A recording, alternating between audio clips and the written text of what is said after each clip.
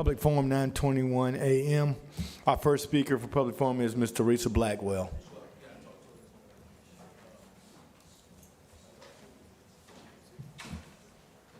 Is she not here?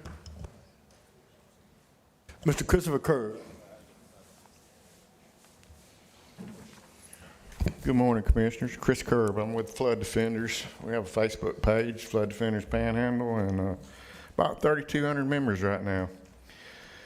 And we're trying to make flooding a higher priority in our Panhandle. So, at your budget hearing on September 11th, I asked about the $19 million in LOST reserve funding, and respectfully requested that you put some more funding in your drainage budgets. I specifically mentioned Bayou Marcus Branch B Basin Study, or project, and Scenic Hills Basin Study, and maybe the next phase of the Beach Haven community. What's interesting is on that day, September 11th, budget hearing, I also got an email from a consultant, Hanson Professional Services, Inc. I'll read what it says. Wanted to pick your brain about Blue Angel Parkway area from Highway 98 to Pine Forest Road. We're doing a PD&E study for FDOT and wanted to reach out to you and see what you knew about flooding in the vicinity. I won't read the rest of it, but I thought I would give me a great opportunity to initiate maybe a joint partnership with the county, or maybe do a study to resolve some of the flooding issues in that basin. So I copied District 1 and District 2 and the engineering department with the email, and had a lot of information about flooding in that basin of Bayou Marcus Branch B. Hoping to influence that you shift your budgets around and maybe put some money toward that basin. What do you think? I mean, I think it'd be a better way to develop a project that serves both the county's interest, DOT's interest, and help the community that's been suffering with flooding for a long time. What's really interesting on a side note here, and I'll end up here, so my time's gone down, but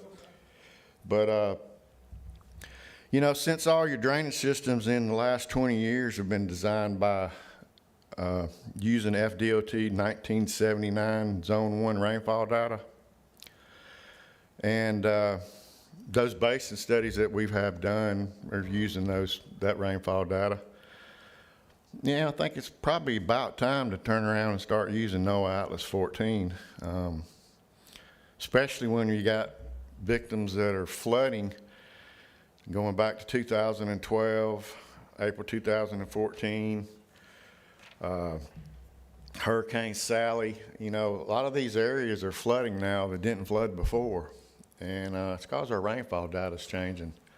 But anyway, I'll leave it at that. Thank you. Thank you, Mr. Kerr.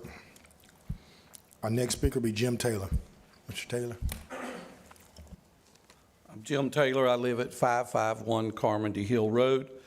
Mr. Chairman, about 2 weeks ago, you guys recognized me and said some nice things about me, and I want to tell you I appreciate it. And I feel so lucky to be here with so many good friends and to have such great elected officials. We have them throughout the county. I wanted to say something thing about children. Children unite us all, whether we're Democrat, Republican, black, white, or whatever. We have an opportunity here to save a generation. We can work together with all the different forms of government, county commission, school board, city, everybody, because of the leadership of you guys and many other people now in the governmental system to really make a difference in the lives of so many young people. In the school system, we have to make sure we educate and we don't indoctrinate. We find out in the community that it's much cheaper to recreate children than to incarcerate children. More children need to be involved in sports and outdoor activities. And Mr. Chairman, you and I have talked for years now about the decrease in number of African American children involved in baseball. When I grew up right down the street 100 years ago, we all played baseball close to what was then old Corrine Jones Center. It was just a backstop, and we played baseball. Everybody played baseball together. There was no division. It helped us all, and believe it or not, it kept particularly folks like me out of trouble.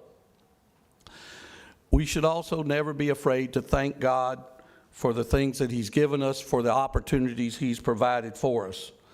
I wanted to say, God bless America and God bless you all. I did want to leave you with one thing, because I know there are drug and alcohol symposiums coming up.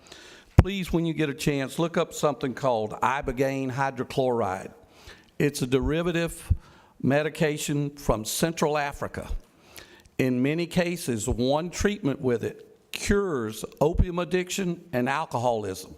The people go through 8 hours of withdrawal, but it has an 80% success rate with one treatment, but it's not available a lot of places in the United States. But it's something to look at. It gives us an alternative, and all of us here, we love these children. I got 3 wonderful grandchildren, and those are the things that can unite us, and we can save this generation. I thank you.